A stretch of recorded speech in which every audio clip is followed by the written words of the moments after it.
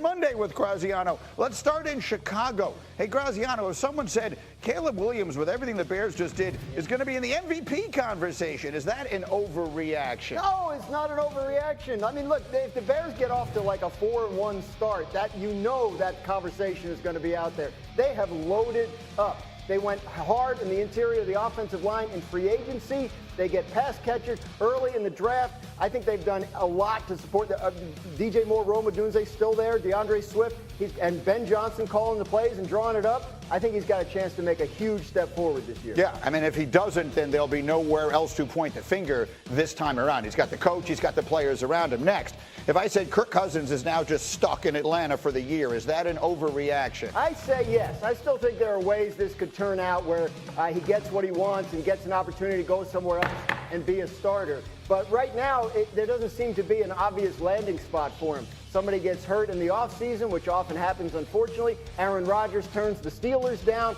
I mean, there are things that could open up, but right now, Cousins at this point projects to be the backup to Michael Penix Jr., and I don't think anybody's thrilled about that. Well, you mentioned the Steelers. So if someone were to say the Steelers made a mistake not drafting a quarterback before the 6th round, is that an overreaction? I say it's an overreaction. I think they felt like this group of quarterbacks didn't offer them a transformative player. They need to get this question answered for the long term. If Aaron Rodgers is coming, and they are still optimistic that he will, then they wouldn't want to take somebody that would cause an issue with him. So next year's quarterback draft is thought to be probably better. And I think the Steelers know that if they can patch it together with an Aaron Rodgers this year, they might be in a position to land somebody who has a better chance to be their long-term answer next year. Did the Steelers make a mistake this weekend not addressing their quarterback more than they did? Yes, because you're putting your eggs in Aaron Rodgers' basket, which we know based on his most recent interview, Greeny, with Pat McAfee, he's not sure if he wants to play. So your options get more limited. And then if we're the Steelers and we call up the Atlanta Falcons and say, hey, we want Kirk Cousins, with all that guaranteed money, you're giving them all the leverage. So I was very surprised strategically that the Steelers didn't address the quarterback sooner. Will Howard's an interesting prospect. But again, when you go get DK Metcalf and say, we have a problem scoring, let's go get a point scorer, I am sure they didn't think Mason Rudolph would be their open day quarterback. Here's the only thing I'll say. The Steelers have come under some uncharacteristic criticism in recent years, and probably some of it is deserved. But the reality is they are an organization that knows what they are doing, right? Bottom line. So the things they have done don't add up. Like they just let Russell Wilson walk away. They let Justin Fields walk away. They seem to have put all their eggs in the Aaron Rodgers basket. They had 5 opportunities or whatever it was to draft Shadour Sanders and didn't do it. It doesn't make any sense to me, but I keep coming back to they know what they're doing. They have to have some other plan that I'm not aware of, Peter. What is it? Look, Rodgers met with them and was very transparent. And Rodgers met with them and the Giants, and Rodgers said to them, I do not have a timetable. I do not know when I'm going to make this decision. If you are uncomfortable with that, you can pivot, and there's no harm done. In fact, the Giants did that and signed 2 different veteran quarterbacks. And Rodgers afterwards said he appreciated Brian Daboll in the meeting that they had, and that Daboll pivoted. The Steelers opted not to.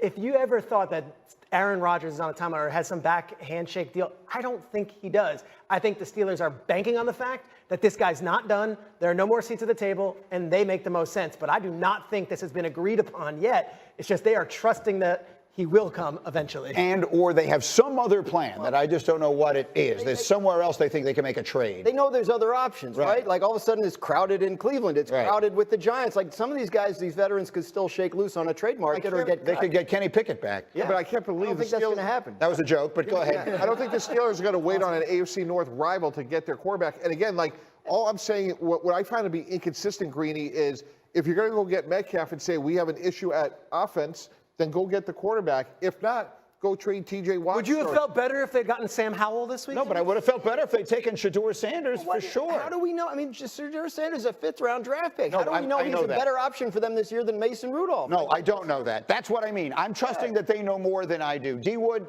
if you're a player on that team, what are you thinking? What the hell is going on? Like, I can't even imagine, like, Cam Hayward, Minka Fitzpatrick, T.J. Watt's like, bro, we're just in a constant spin cycle right now. They haven't been in the playoffs since 2016. They have no solution at quarterback. You're literally throwing all your eggs in the basket on a guy who has 1 foot in retirement. That is the worst position to be if you're the Pittsburgh Steelers right now.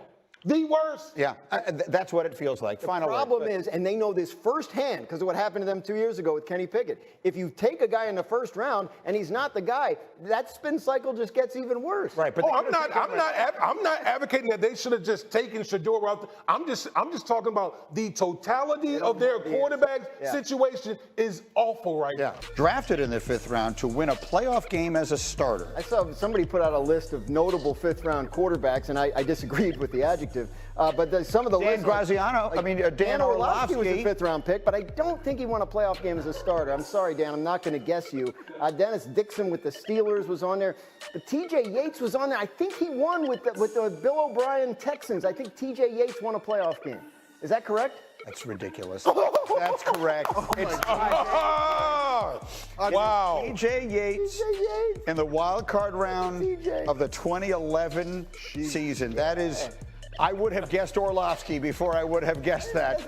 That is remarkable. Graziano up 23-11. That was awesome. That's a big win. Let's do a game of awesome, awful, awkward looking back at the draft. Damian Woody, give me something awesome you saw at the draft this weekend. How about Tyler Shuck's dog? Yes. Like that. Me being the dog person that I am, I thought it was just awesome how he was so excited and into it. A great dog, man. Well, that's a great thing because you know the dog doesn't know why he's excited. It's a great moment. Yes. He doesn't know why. All right, Graziano, give me something awful. The number of animals that had to die in Dave Quinn Ewer's living room. What on earth is going on here? It's like every time a round went by and he wasn't drafted, they killed something else. I didn't understand it. It's a lot going on there. There is a lot. There's a lot of dead animals. I don't know, man. Oh my God! That was funny. That's not something that's about. Tannenbaum, what was something awkward? God, hard to follow that. Shadour Sanders, Lady Greedy. Look, we never thought he'd be there in the 5th round. Hopefully this is going to be ancient history soon, but that was a very awkward 3 days for him and everybody covering the draft. It was, of course, and I'm sure it was difficult for him, and I thought he handled it, all things considered, very well, and we talked about it earlier. This is now the Browns quarterback room. I don't think Deshaun Watson will be in that room. I think he has played his last game there. Kenny Pickett has been on 3 teams in 2 years. Joe Flacco, I made a joke about it earlier, he's obviously a much older player. They're not banking on him for their future. And I think that despite the fact that Dillon Gabriel was drafted ahead of Shadour Sanders, everyone considered Shadour a higher rated prospect than Dillon Gabriel. I think there were extenuating circumstances with Shadour, right? We've talked about it all morning long. So that's when I said that the one thing that hasn't been said enough is he wound up in a great place. Like the draft is the beginning of the story. It's not the end. We treat it like it's the end because we spend so much time talking about it. But right now, if I had to bet on it, I would bet that Shadour Sanders is the starting quarterback for Cleveland sometime relatively early this season. This is just I don't know any, a guess. You're not boosting it? I'm not boost it, baby. and if he's good, he'll have his chance to prove it. And there's 2 fundamental reasons why. He may be the best player, A, and then B, guys, if we're the Browns, we have 2 1s next year. Yes. We have to know what we have between Dillon Gabriel and Shadour Sanders. First, I would object that the most awkward thing was not Shadour's slide. It was that Belichick interview. Moving right along, though, I will give you here, a little boom, boom. That was strange. But I would say in this case, Cleveland, you might say Cleveland, that's where quarterbacks go to rot. No, he's got an opportunity to win the job. And furthermore, this particular coaching staff with Stefanski and Tommy Rees and Bill Musgrave, they are quarterback guys. All of them are looked as quarterback experts. If there is a coaching staff and a nurturing coaching staff, it's an offensive one like that and not one where it's a defensive coordinator who just does not want you to turn the ball over. Let's talk about attitude, okay? So I think that Shadour's braggadocio, whatever it is, and his dad's, it did not work in their favor during this process. I'm not involved in any of the meetings. I don't know. I was a believer in him going into the draft, and I remain one. It obviously went badly. A very smart man once said to me, when something goes wrong, the successful person begins by asking, what part of it was my fault? What part of it did I get wrong? What are you looking for now? If you're a player on that team and he walks in, the first day he's going to walk into camp, what are you looking for? I'm just looking to see how he moves from everything, from the meeting, the weight room, how he eats, just how he interacts with his teammates. Because everyone has a perception of what Shadour Sanders is. but no one actually knows the type of young man that he is. Right. He has an opportunity to walk into that building and establish a chemistry with those people from day one, to establish a new narrative from day one. So that's why I think this is such a great opportunity for him. He's going to get great coaching as a quarterback.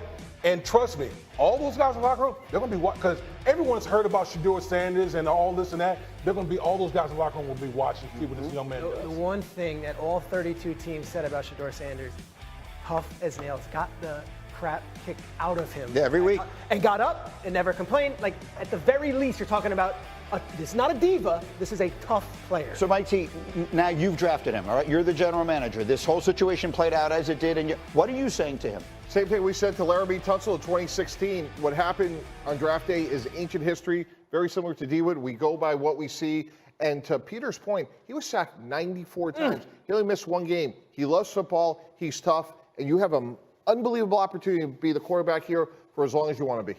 He gets there not as a star player, but as a fifth-round pick, which, I mean, if you're in an NFL locker room, the fifth-round pick's not somebody that's getting a lot of attention. He's not somebody that has any sort of opportunity spelled out for him, right? He's going to have to earn his way up the depth chart there. And I think they probably start with the two veterans up at the top of the depth chart because they have the experience, and they're open-minded if Shadour Sanders shows them something that they obviously did not see in the first 4 rounds of the draft. You make a very interesting point.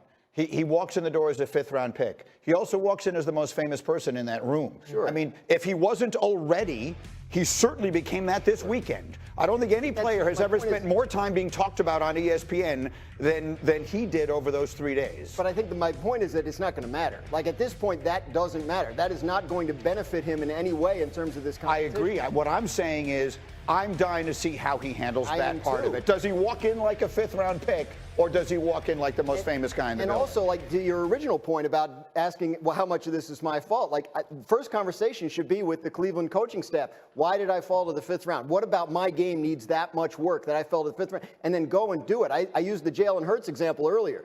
He's gotten to where he is in the NFL because he would ask at the end of every season, what do I need to do this offseason to get better? And then he would approach it maniacally, and he would show up better at that thing. Shadour Sanders has the opportunity to do that, and quite frankly, the way he's carried himself here the last few days, it indicates to me that he very well might. So we'll see. It was as significant, as interesting a story as I can ever remember, not just in the 5 years I've been involved with the draft, but in the 40 years I've been watching it. We'll see where the story goes from there. First Take, we'll pick up the baton and run with it next.